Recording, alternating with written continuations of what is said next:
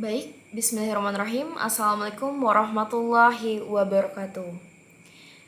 Kali ini saya akan menjelaskan mengenai progres studio perancangan terpadu yang telah saya buat, dan saya mengambil tema mixed use building, yaitu mall dan juga rental office. Sebelum itu, perkenalkan, nama saya Salsabil Hairunisa dari kelas 5A.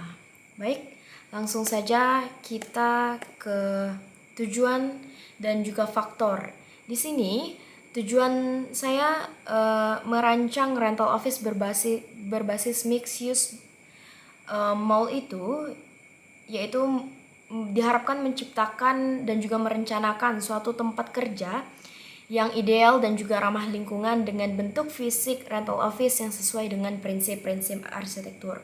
Adapun untuk faktor-faktor yang dapat mempengaruhi minat masyarakat ataupun pengusaha dalam memilih kantor, itu diantaranya yang pertama adalah biaya dan juga ukuran.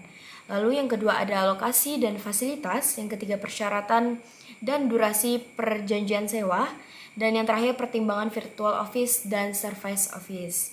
Oke, langsung saja kita ke klasifikasi kantor sewa berdasarkan beberapa hal. Di sini yang pertama itu berdasarkan jalur pencapaian. Terdapat dua klasifikasi, yaitu tipe menara dan juga tipe koridor terbuka, yang mana di tipe menara ini itu dirancang dengan bentuk bangunan yang tinggi dan juga perlantainya itu justru relatif kecil antara ruang satu dengan ruang lainnya itu berada di lantai yang berbeda. Nah, untuk yang tipe koridor terbuka ini lebih cenderung ke horizontal dan juga antara ruang satu dengan ruang lainnya yang masih satu lantai itu akan terhubung oleh koridor. Nah, selanjutnya berdasarkan kedalaman. Di sini terdapat 4, yaitu shallow space, yang mana kedalamannya itu kurang dari 8 meter dengan bentuk sirkulasi single zone place. Yang kedua terdapat medium depth space, yang mana dengan kedalaman 8 sampai 10 meter. Selanjutnya terdapat deep space, yang mana ruang kantor ini memiliki kedalaman 11 sampai 19 meter. Biasanya digunakan dalam grup yang kecil. Lalu terdapat very deep space yang menjadi ruang paling dalam. Kedalamannya itu lebih dari 20 meter. Lalu kantor sewa berdasarkan layout. Di sini yang pertama itu landscape open plan sistem ruang terbuka, disusun berdasarkan kebutuhan permainkan. Klasifikasi kantor sewa ini sifatnya itu lebih fleksibel, yang mana batasnya itu berdasarkan sekat saja dan lebih diperuntukkan untuk kantor dengan suasana yang non formal ataupun bebas.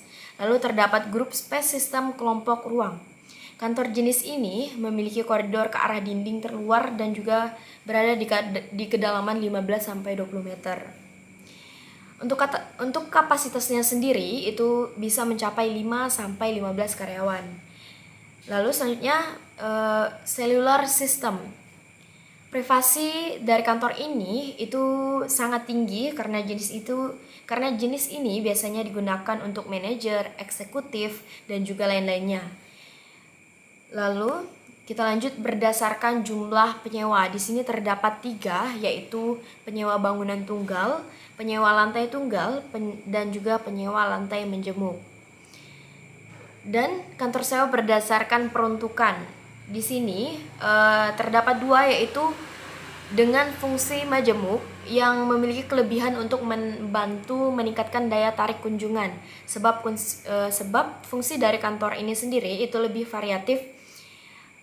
Bukan lebih dari sekedar kantor, namun tetap saja ada satu aktivitas yang sifatnya lebih dominan.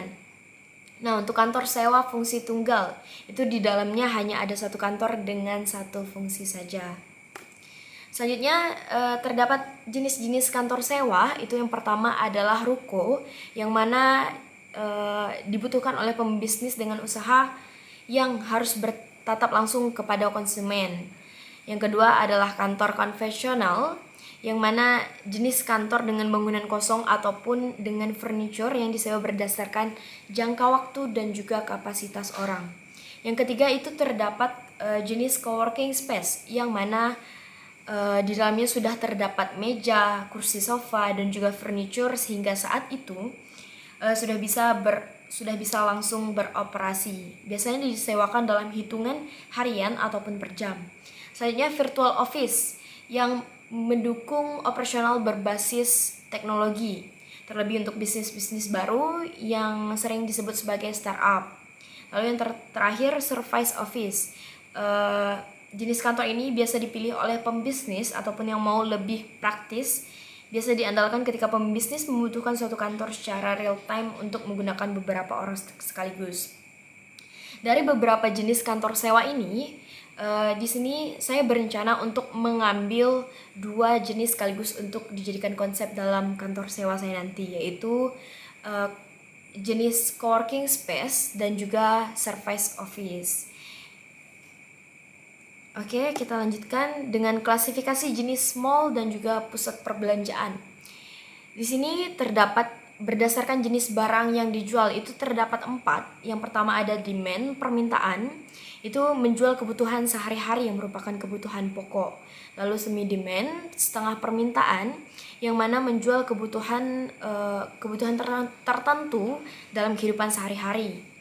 Lalu ada impuls, barang yang menarik, itu menjual barang-barang mewah yang menggerakkan hati konsumen pada waktu tertentu untuk membelinya. Lalu ada druggery, yaitu menjual barang-barang yang bersifat higienis seperti misalnya sabun, parfum, dan juga lain-lain. Lalu berdasarkan skala pelayanan itu terdapat 3, yaitu pusat perbelanjaan lokal, Neighborhood Center, itu memiliki jangkauan pelayanan yang meliputi 5.000 sampai dengan 4.000 penduduk. Lalu pusat perbelanjaan distrik, Community Center, itu mempunyai jangkauan pelayanan yang 40.000 sampai dengan 150.000 penduduk. Dan unit-unit penjualannya itu terdiri atas junior department store, supermarket, dan juga toko-toko. Lalu terdapat juga pusat perbelanjaan regional ataupun main center, yang mana mempunyai jangkauan pelayanan seluas daerah dengan 150.000 sampai dengan 400 penduduk dengan luas bangunan itu 27.000 sampai 92.000. Oke, kita lanjutkan berdasarkan sistem transaksi.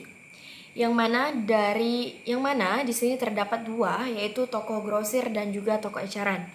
Toko grosir itu menjual barang-barang dalam partai besar.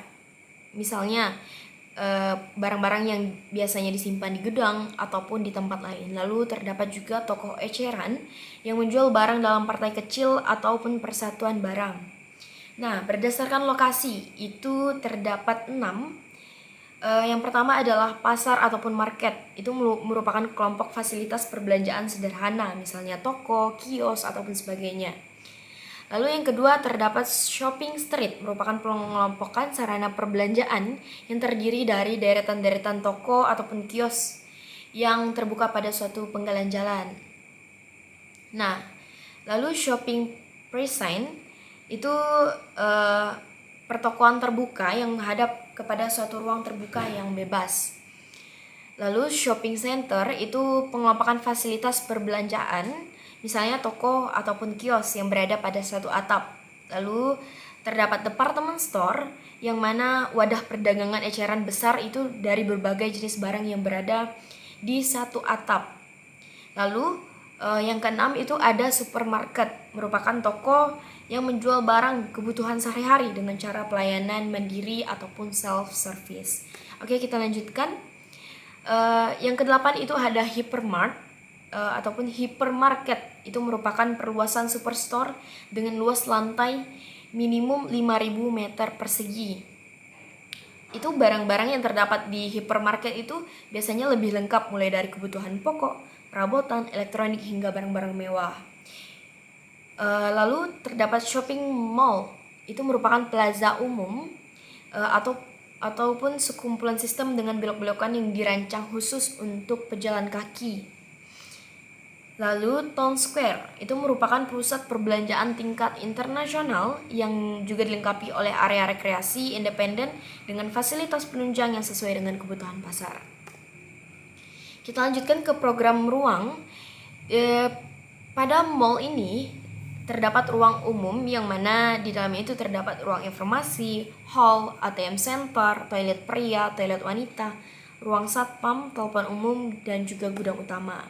Untuk ruang administrasi sendiri itu di mall itu terdapat ruang pimpinan, ruang rapat, ruang tunggu, ruang sekretaris, ruang kabak operasional, ruang kabak keuangan, kabak kepegawaian, kabak pemasaran, kabak keamanan, kabak pemeliharaan dan perawatan bangunan. Dan di supermarket itu terdapat area penjualan, kasir, ruang penitipan, ruang keranjang, ruang pengelola, ruang karyawan, gudang, dan juga toilet. Nah, untuk di area department store itu sendiri itu terdapat area penjualan seperti kasir, kamar pas, ruang pengelola, ruang karyawan, gudang, dan juga toilet. Kita lanjutkan di area Gramedia, itu terdapat area penjualan, kasir, ruang pengelola, ruang karyawan, ruang simpan, dan juga toilet. Nah, untuk retail itu sendiri, itu terdapat tipe A dan juga tipe B dan hall serbaguna. Nah, untuk arsatnya itu sendiri, itu terdapat area permainan, kasir, ruang karyawan, ruang pengelola, dan juga gudang. Nah, untuk ruang karaoke itu sendiri, itu terdapat ruang tunggu, ruang karaoke ada tipe small, medium, deluxe, dan large. Dan juga terdapat bar ataupun order box, dan juga toilet, bisa toilet dalam ataupun toilet luar. Nah, untuk selanjutnya itu terdapat bioskop, yang mana di bioskop itu terdapat ruang tunggu, loket pembayaran, kafe, ruang pengelola, ruang karyawan, studio, ruang proyektor, dan juga toilet. Nah, terdapat juga salon dan juga fitness center, yang mana salon ini terdapat ruang tempat penitipan, ruang tunggu, ruang salon, ruang spa, kasir, gudang, ruang wastafel, dan juga toilet. Nah, untuk fitness center itu sendiri terdapat ruang fitness, tempat penitipan, ruang ganti, ruang istirahat, ruang jeda, wastafel, gudang peralatan, dan juga toilet. Nah, untuk food court itu sendiri terdapat area makan, kasir, stand counter, ruang pantry, gudang, dan juga toilet. Dan juga terdapat ice soft drink, itu terdapat meja kursi, tempat penyajian, kasir, pantry basah, dan restoran itu ada area makan, kasir, dan juga dapur. Terdapat juga ruang pantry, ruang pengelola, ruang karyawan, gudang, dan juga toilet. Untuk utilitas itu sendiri di ruang mall ini itu terdapat ruang genset, ruang pompa, ruang panel, ruang kontrol teknis. Nah, untuk keamanannya itu terdapat ruang kontrol CCTV, ruang security, ruang sholat, dan juga tempat wudhu. Nah, untuk fungsi itu sendiri dari segi fasilitas perbelanjaan. Nah, untuk fasilitas department store itu mengatur pengeluaran dan juga pemasukan barang, administrasi, dan juga isoma. Nah, untuk supermarket itu kegiatannya itu untuk supermarket pemakainya bisa pengunjung, pengelola, karyawan. Nah, untuk Gramedia itu sendiri bisa pengelola, karyawan, dan juga pengunjung. Nah, untuk fungsi dari area rekreasi, yang pertama terdapat fasilitas arcade, yang mana pemakainya itu adalah pengelola, karyawan, dan juga pengunjung. Untuk kebutuhan ruang itu sendiri yaitu hall, ruang penjualan, ruang pengelola, ruang karyawan, kamar mandi, ataupun toilet. Nah, untuk fasilitas karaoke itu pemakainya adalah pengelola, karyawan, dan juga pengunjung. Nah, untuk bioskop itu pemakainya pengelola dan juga karyawan, pengunjung. Nah, untuk fasilitas play kids, salon, fitness center itu pemakainya itu sama, yaitu pengelola, karyawan, dan juga pengunjung. Nah, untuk fungsi dari area hiburan itu sendiri, yang pertama ada fasilitas restoran dan juga food court. Untuk restoran itu pemakainya pengelola, karyawan, pengunjung, dan food court itu pengelola. Oke, kita langsung saja ke fasilitas dan juga aksesibilitas. Untuk penerapan fasilitas dan juga aksesibilitas itu yang pertama adalah keselamatan, kemudahan, kegunaan, dan juga kemandirian. Nah, untuk kebutuhan tapak itu sendiri, itu yang pertama adalah ukuran dasar ruang, jalur pedestrian, jalur pemandu, ram, area parkir, rambu, dan marka. Nah, untuk kebutuhan untuk bangunan itu sendiri adalah ukuran dasar ruang, pintu, ram, tangga, lift tangga, toilet, pancuran, wastafel, telepon, perabot, perlengkapan dan peralatan kontrol, rambu, dan juga marka. Nah, untuk pelaku dalam kantor retail office mall itu sendiri dapat kita lihat di sini yang teratas adalah direksi, lalu ke direktur utama, direktur keuangan, direktur personalia, direktur. Lalu di bawah direktur terdapat manajer, manajer personal, manajer pemasar, manajer pabrik, manajer administrasi, dan juga gudang. Nah, dan di bawahnya itu divisi-divisinya. Untuk studi kasus itu sendiri, yang pertama adalah kita langsung ke studi bandingnya saja. Oke. Studi banding untuk yang tampak di sini terdapat The Plaza, UOB Plaza, dan juga Central Park Office Tower. Nah, dapat kita lihat dari ketiga tampak itu, bangunan tersebut memiliki masing-masing memiliki ciri fasad yang hampir sama, yaitu memberikan kesan yang elegan. Dapat dilihat dari penggunaan material yang digunakan itu misalnya seperti kaca. Nah, untuk denah di setiap lantainya itu terdapat permudahan aksesibilitas perlantainya, yang mana core tersebut dirancang dengan pencapaian dari kedua sisi yang mudah. Lalu untuk interior itu sendiri, yang mana The Plaza itu menggunakan wallpaper pada dindingnya itu bertemakan alam, yang mana penelitian menunjukkan bahwa tanaman memiliki efek positif pada kondisi fisik dan juga mental kita. Jadi pada siapapun yang datang ke rental office tersebut akan merasakan suasana yang nyaman dan juga dapat menghilangkan stres. Lalu untuk interior UOB Plaza itu sendiri itu menggunakan warna yang cerah pada bangunan, sehingga membuat bangunannya itu terlihat lebih luas dan juga lebih terang dikarenakan pemilihan warna yang cenderung memakai warna-warna yang lebih terang. Lalu untuk Central Park Office Tower itu mengutamakan kesejahteraan di lingkungan kantor dan juga menunjukkan bahwa tanaman itu memiliki efek positif seperti yang tadi pada kondisi berpengaruh pada kondisi fisik dan juga mental kita, dan juga dapat meningkatkan produktivitas di tempat kerja dengan menyediakan udara segar dan juga mengurangi stres. Nah, untuk kesimpulan dari ketiga interior tersebut, itu dapat kita lihat masing-masing interior memberikan ciri khas mereka tersendiri dari segi penggunaan material, warna bangunan, sampai ke pencahayaannya.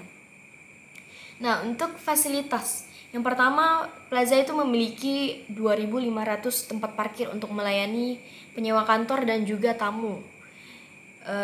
Misalnya ATM, food court, restoran, dan juga minimarket sebagai fasilitas kompleks di kantor. Nah, untuk UOB Plaza itu sendiri, itu fasilitasnya terdapat 13 lift penumpang, low zone, mid zone, dan juga high zone, yang mana satu buah service lift itu satu buah executive lift, ATM, food court, restoran, minimarket, bank, sehingga lahan dan juga lahan parkir untuk total 606 unit kendaraan bermobil. Nah, untuk fasilitas dari Central Park Office Tower itu terdapat ruangan kerja dengan berbagai tipe dan juga terdapat restoran, kantin, bank, kafe, tanaman indoor, dan minimarket, serta parkiran yang cukup luas. Nah, untuk kesimpulan dari fasilitas ketiga bangunan tersebut itu menjadi daya tarik yang tidak tertandingi, yang mana juga para penyewa akan dimanjakan dengan faktor-faktor yang dapat menunjang aktivitas bisnis mereka. Nah, ini untuk program ruang dari kantor sewa. Terdapat ruang pribadi, ruang bersama, ruang rapat, ruang arsip, ruang print, ruang istirahat, dan juga pantry. Nah, untuk ruang pengelola itu sendiri itu terdapat ruang manajer, ruang sekretaris, ruang asisten manajer, ruang manajer front office, lalu ruang manajer akuntan, ruang staf akuntan, dan juga ruang manajer. Oke.